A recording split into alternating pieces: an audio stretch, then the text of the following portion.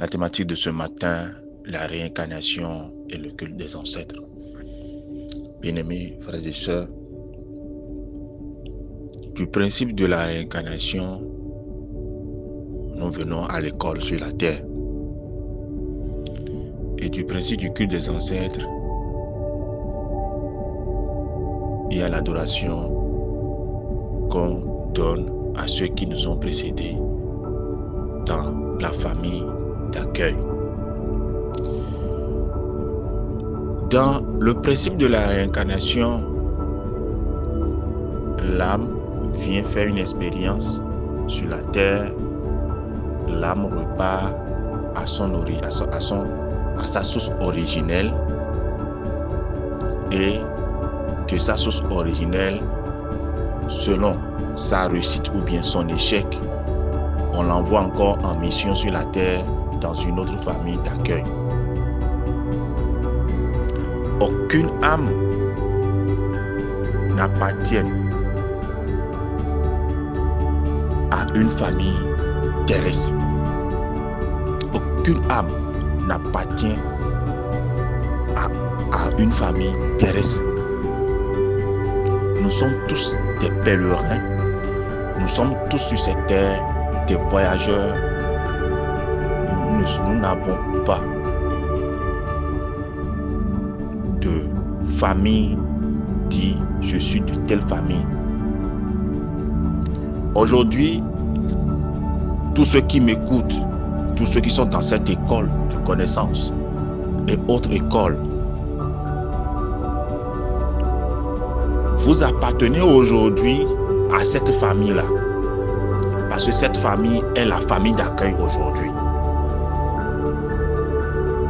Mais demain, dans une autre réincarnation, ce n'est pas évident que vous revenez encore dans cette famille-là.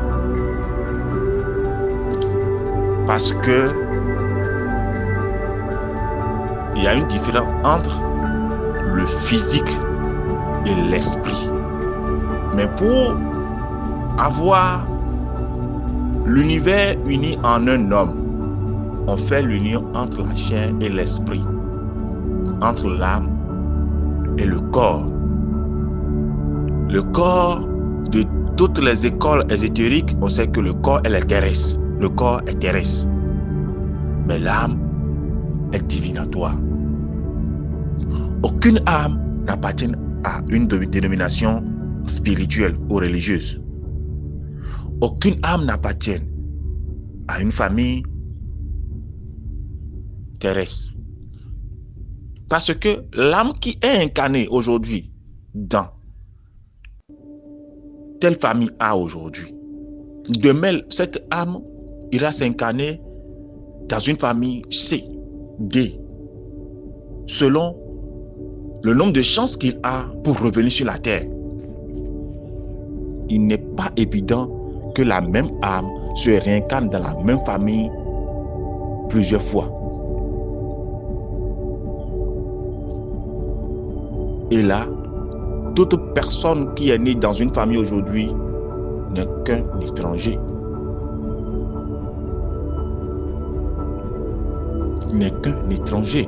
Et là, pour ceux qui sont allés loin dans la recherche spirituelle, ils savent que les enfants que nous avons aujourd'hui, nous ne sommes que des tuteurs de ces enfants-là. Nous ne sommes que des tuteurs. Le reste, dans la chair, nous réclamons que c'est mon enfant. C'est mon enfant, ce sont mes enfants. Ça, c'est la réclamation charnelle et physique. Mais spirituellement parlant, personne n'est le père ni la mère d'une âme qui s'incarne sur cette terre. Et loin encore, chaque âme sur cette terre incarne en elle l'ancestralité. Parce que l'âme est liée directement au principe du karma qui prend son appui dans la réincarnation. Nous nous réincarnons soit pour venir payer, soit pour venir gagner. Et dans ce principe de gagner et de payer, on nous trouve des familles d'accueil. il y a des familles où, quand vous êtes dedans, on n'entend pas parler de la pauvreté. On n'entend pas parler de la misère. Mais il y a des familles données où la misère, là, c'est sur le front comme ça se lit sur le front. Et ça, là, c'est sur cette terre. C'est pour cela que ceux qui sont allés loin dans la spiritualité savent que l'enfer et le paradis sont sur la terre. Et là, du principe de la réincarnation, que cela soit clair dans la tête, que chaque âme, chaque personne est un ancêtre sur terre. Ça, c'est de son point de vue âme. Maintenant, quand on veut parler maintenant du culte des ancêtres, nous sommes maintenant venus dans une famille d'accueil. Nous sommes obligés de nous conformer aux principes établis sur cette terre-là. Parce que ça, c'est notre maison d'accueil. Et il y a un proverbe africain qui dit, quand tu vas chez les gens et que les gens marchent à pied, toi aussi, il faut marcher à pied. Si les gens marchent avec la tête, toi aussi, il faut marcher avec la tête. Pour pouvoir te conformer à eux. Pour que toi, tu ne sois pas vu comme un intrus ou un étranger. Et d'où, de ce proverbe, la science et la connaissance, l'intelligence nous appellent au culte des ancêtres.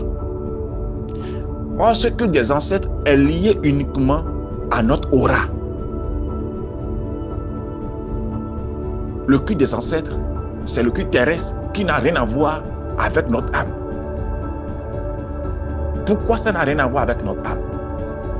L'âme qui s'incarne pour la première fois au Bénin, dans une famille A. Pour sa deuxième réincarnation, l'âme s'incarne au Togo, après au Niger, après en France, après en Allemagne, après en Chine. Maintenant, comment on va tracer l'ancestralité généalogique de cette âme? Mais cette âme, on sait que dans la salle appartient à une source originelle. Point. Cette âme appartient à une source originelle dans l'astral. Et c'est dans l'astral là qu'elle a une famille figée, qui n'est pas changeable. C'est pour cela que quand vous prenez l'arbre kabbalistique, l'arbre de vie, nous avons les 10 séphirotes.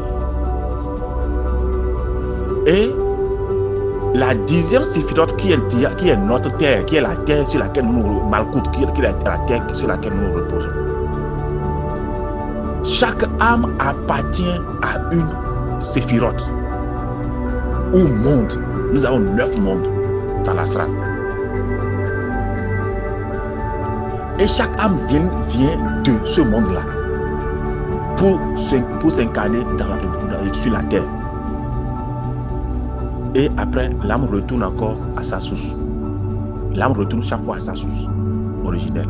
Mais sur la terre, l'âme se promène de corps en corps, d'enveloppe en enveloppe. C'est le corps, on parle de véhicule ou bien d'enveloppe. L'âme prend les enveloppes qui lui convient, selon la mission qu'il a reçue nouvellement, selon l'ordre qu'il a, selon ce que lui-même il a signé. Et là, quand maintenant on vient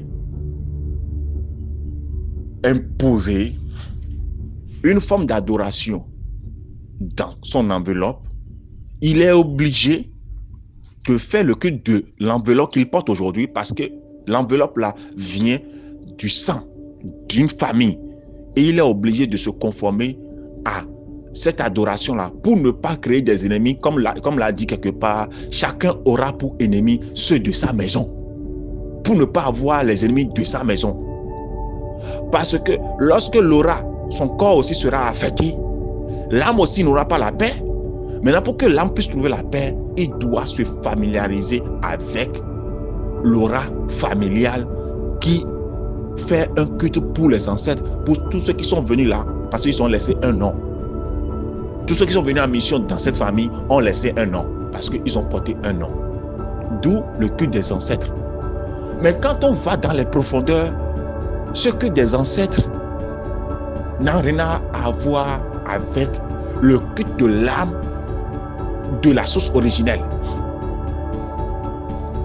Et là, dans le culte d'un individu, il y a deux. Il y a le culte ancestral qui est lié à la terre et le culte de l'âme qui est personnel. Le culte de l'âme qui est personnel et qui prend appui sur le paiement ou bien de la jouissance de son karma. Ça n'a rien à voir avec le culte des ancêtres. Mais pour qu'il ait la paix, il se conforme au culte des ancêtres pour avoir les choses matérielles ici. Maintenant, pour préparer sa nouvelle réincarnation, ou bien s'il doit aller se reposer, là c'est le culte personnel que lui-même fait. Or, toutes les écoles ésotériques nous amènent d'abord dans le culte des ancêtres, que ce soit nos propres ancêtres dans cette nouvelle réincarnation, ou bien soit les ancêtres importés d'outre-mer. Quand nous prenons les églises, les chrétiens, eux, ils sont importés de force des ancêtres. Les musulmans aussi ont importé des ancêtres. Et dans la tradition africaine, nous avons les ancêtres. Et chacun dit de son côté, viens adorer mes ancêtres. L'autre dit, parce que les chrétiens, quand ils te disent, viens dans le chrétien, viens adorer mes ancêtres. Quand quand les musulmans te convertissent, viens adorer nous aussi, nos ancêtres. Et quand tu es dans la tradition, tu dois adorer aussi tes ancêtres. Là, c'est le culte de la chair. C'est le culte de la chair qui n'a rien à voir avec le culte qui n'a rien à voir avec le culte astral. Ça n'a rien à voir avec le culte astral. Parce que de ce que tu fais là, ça ne touche que ton physique ici. Ça ne touche pas ton âme. Ça n'influence pas la réincarnation, une réincarnation prochaine.